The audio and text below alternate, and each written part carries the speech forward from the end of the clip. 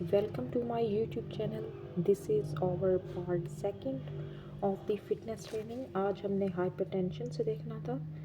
Arterial hypertension can be an indicator of other problems and may have long-term adverse effect. ठीक है, अगर arteries में hypertension है, blood pressure जो है वो increase है, तो ये दूसरी जो है वो प्रॉब्लम्स की तरफ भी इंडिकेट करता है. Sometimes it can be an acute problem, जिसको हम हाइपरटेंसिव एमरजेंसी कहते हैं, जो कि एक्यूट होती है.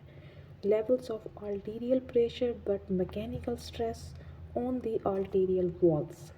अगर हाई प्रेशर है, increase heart workload and progression. ठीक है, हार्ट पर भी वर्कलोड ओवरलोड होगा. हार्ट को हमारे ज़्यादा वर्क करना पड़ेगा क्योंकि आर्टरीज बहुत स्पीड से हाई प्रेशर के साथ ब्लड को हार्ट की तरफ हार्ट से जब हार्ट की जो है वो कंट्रक्शन रेट जो है वो ज़्यादा होगा, बहुत फोर्सफुली वो कंट्रैक्ट करेगा, रिलैक्स करेगा, तो आर्टरीज में भी उसकी वजह से ज़्यादा जो है वो प्रेशर में ब्लड जाएगा. ऑफ अनहेल्दी टिश्यू ग्रोथ, जिसको हम एथिओमा कहते हैं, that develop within the walls of arteries. तो देखें, हाइपरटेंशन से एरिथ्रोमा डेवलप हो रहा है.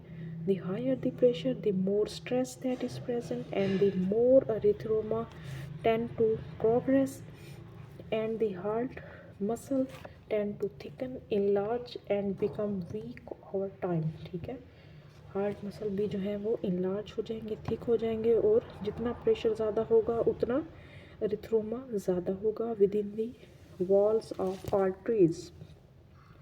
और अगर परसिस्टेंट हाइपरटेंशन है, मीन्स के मुसलसल अगर एक पर्सन को हाइपरटेंशन की शिकायत रहे, it is one of the risk factor for stroke, heart attack, heart failure and arterial aneurysm and is the leading cause of chronic kidney failure. ठीक है, अगर परसिस्टेंट हाइपरटेंशन रहे, अगर आपने उसको कंट्रोल नहीं किया मेडिसिन से, लाइफस्टाइल चेंजेस से, तो ये सब चीज़ें, इन सब का रिस्क फैक्टर इंक्रीज हो जाएगा. ठीक है, even moderate elevation of arterial pressure leads to shorten life expectancy. ठीक है, आपकी लाइफ जो है वो भी कम हो सकती है अगर मॉडरेट लेवल पर भी आर्टीरियल प्रेशर इंक्रीज रहे. हाइपरटेंशन हमने देख लिया. Now we have a opposite term of hypertension, that is hypotension. इसके नेम से ही जाहिर है कि ब्लड प्रेशर टू लो होगा. बाज़ औक़ात बहुत से लोग जो है वो समझते हैं कि हाइपोटेंशन जो है ये इतनी क्रिटिकल कंडीशन नहीं है, but it also a pathological critical condition. It is a medical concern if it cause sign और सिम्टम्स, जिसमें हमारे पास डिजीनेस, फेंटिंग.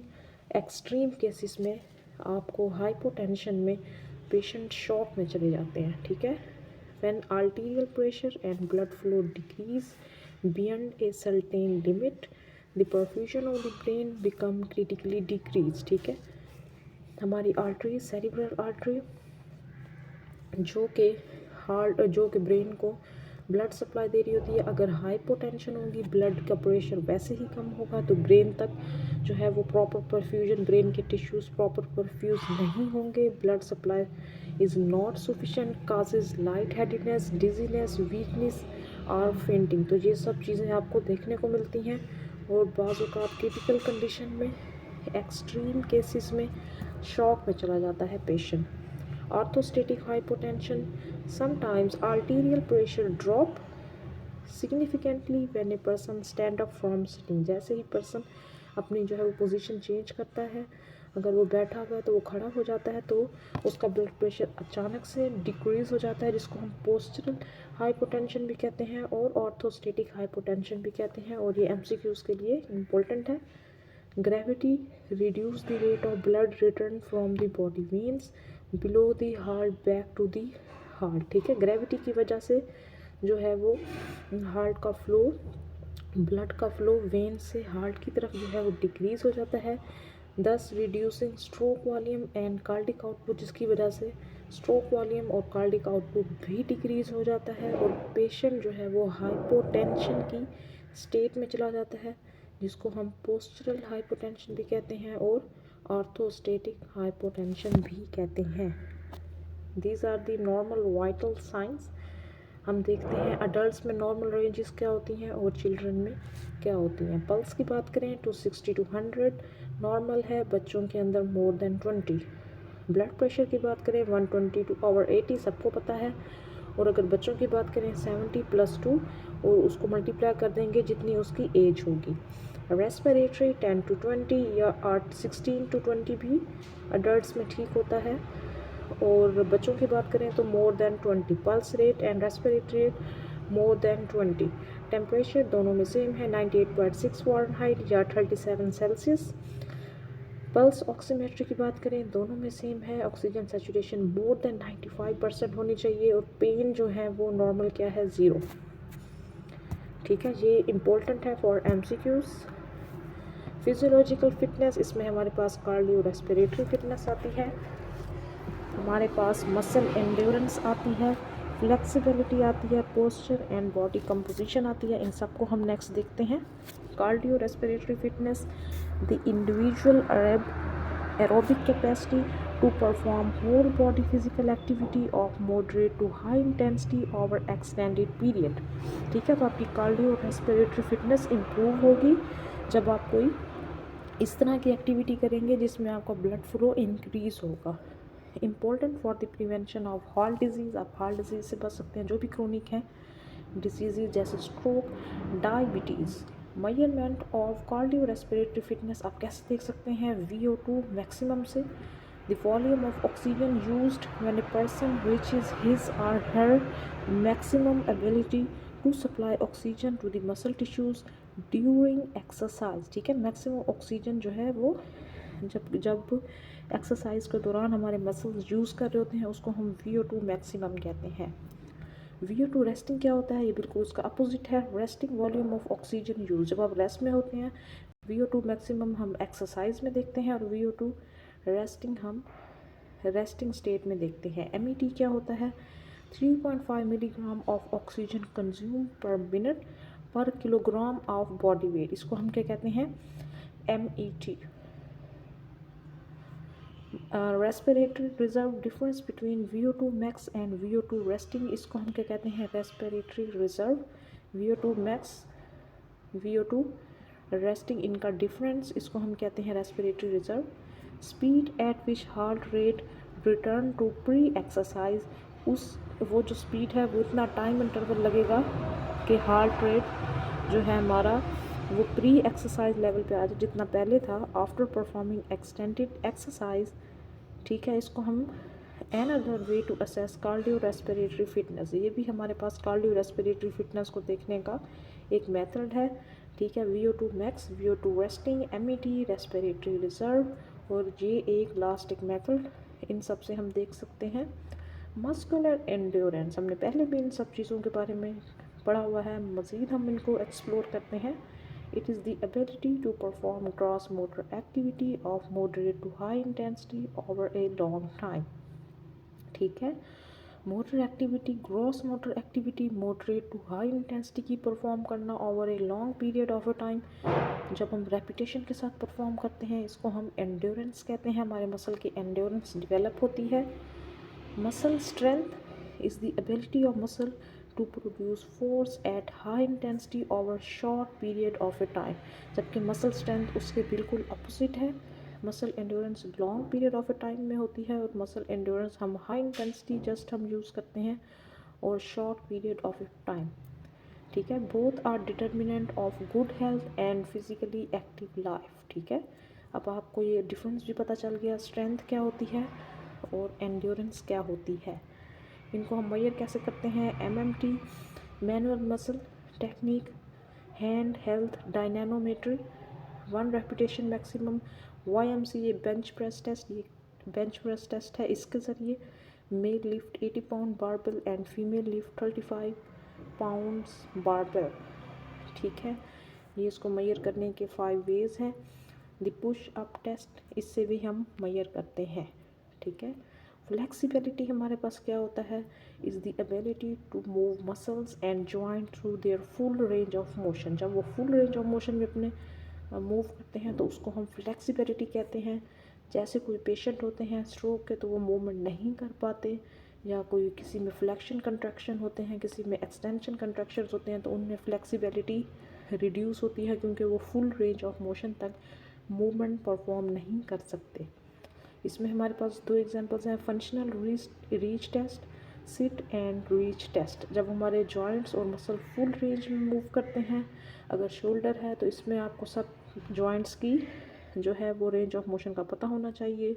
शोल्डर हमारा 360 डिग्री तक करता है। फ्रोज़न शोल्डर के अंदर जो पेशेंट आते हैं वो 360 डिग्री बिल्कुल इस तरीके से मूवमेंट शोल्डर की नहीं कर सकते, तो इट्स मीन उनकी फ्लेक्सिबिलिटी क्या है, रिड्यूस है। पोस्चर की बात करें, maintenance of correct alignment of body parts. देखें, this is the good posture, ये आप देख सकते हैं, this is sway back, this is the lumbar lordosis, ये आप देख सकते हैं लंबर साइड पे। This is the thoracic kyphosis, thoracic side पे देखें कर्व बना हुआ है। It is the forward head posture and this one is the ideal good posture. There are two types of posture, good posture, poor posture. ठीक है, ये सब poor posture है और लास्ट में हमारे पास गुड पोस्चर है। लॉर्डोसिस जिसको हम स्वे बैक कहते हैं, काइफोसिस जिसको हम हंच बैक कहते हैं, एंड द स्कोलियोसिस जो हमारे पास लेटरल कर्वेचर ऑफ स्पाइन होता है, लेटरल कर्व डेविएशन होती है। स्कोलियोसिस हमारे पास एक जो है सी टाइप होती है, एक एस टाइप होती है जो कि मोर स्वेयर होती है। ठीक है, ये सब चीज़ें हम देखते हैं। लॉर्डोसिस, काइफोसिस, स्कोलियोसिस ये बहुत कॉमन है डिजीज़। ठीक है, डिसऑर्डर्स कहने, दिस इज़ द पोस्चर। ठीक है, नेक्स्ट हम देखते हैं बॉडी कंपोजिशन, जिसमें हमारे पास BMI आता है, बॉडी मास इंडेक्स। इसको हम कैसे मेजर करते हैं, body mass in kilogram divided by height in meters. ठीक है, M/H। अगर बिलो 18.5 होगा किसी का बॉडी मास इंडेक्स, तो इट्स मीन्स ही और she is underweight. 18.5 to 24.9 it is normal, 25 to 29.9 overweight, 30 to 40 moderate obese and above 40 it is severe obese। ठीक है, ये बहुत इम्पोर्टेंट है फॉर MCQs शॉर्ट क्वेश्चंस। ठीक है, skill related and motor fitness. Postural balance, equilibrium क्या होता है हमारे पास, body ability to maintain an intended position is static balance. ठीक है, वो बैलेंस में होती है, इक्विलिब्रियम में होती है। The body ability to progress to various movement without losing posture control is dynamic balance. Dynamics means when movement में होगी जो बॉडी, वो अपने पोस्चर को मेंटेन रखेगी, और जो स्टेटिक होगी वो एक स्टिल पोजीशन में होगी। ये दोनों ही हमारे पास इक्विलिब्रियम है, एक स्टेटिक बैलेंस है और एक डायनामिक बैलेंस है। टेस्ट की बात करें, हम इस इक्विलिब्रियम को किस तरह टेस्ट करते हैं, वन लेग स्ट्रेंथ टेस्ट, एक लेग पे खड़े होके। रोम्बक टेस्ट, इसमें हम अपनी आइज़ क्लोज करते हैं। And time up and go test. Coordination की बात करें, ये आपने MCQs पॉइंट ऑफ व्यू से याद रखना है कौन कौन से टेस्ट हैं इक्विलिब्रियम में। कोऑर्डिनेशन की बात करें, it is a harmonious movement reflecting the coordination of muscle contraction and their timing for desired movement. हमारे सारे मसल्स एक कोऑर्डिनेशन में वर्क करते हैं, तभी हम एक हेल्दी बैलेंस इक्विलिब्रियम मेंटेन रख पाते हैं। ठीक है, अब कोऑर्डिनेशन के लिए कौन कौन से टेस्ट होते हैं, बहुत सी डिजीज़ ऐसी होती हैं जैसे स्ट्रोक वगैरह पेशेंट में, पार्किंसन पेशेंट में कोऑर्डिनेशन लॉस हो जाता है, इनकोऑर्डिनेशन हो जाती है, तो उसके लिए हम टेस्ट परफॉर्म करते हैं, finger to nose test, lower extremity coordination test. ठीक है, हमारे सारे मसल्स कोऑर्डिनेशन में वर्क करते हैं। जब हमारे मसल्स इफ़ेक्ट होते हैं हमारे ब्रेन की वजह से, हमारे मसल्स सही तरीके से वर्क नहीं कर पाते, तो उनमें इनकोऑर्डिनेशन आ जाती है। रिएक्शन टाइम की बात करें, रिएक्शन टाइम क्या होता है, amount of time needed to produce movement in response to stimulus. अगर एक स्टिमुलस आया तो आपने कितनी देर में रिस्पॉन्स किया, this is reaction time. And this is the end of my lecture. बहुत इम्पोर्टेंट, बहुत इंटरेस्टिंग, मुझे बहुत मज़ा आया पढ़ाने में भी।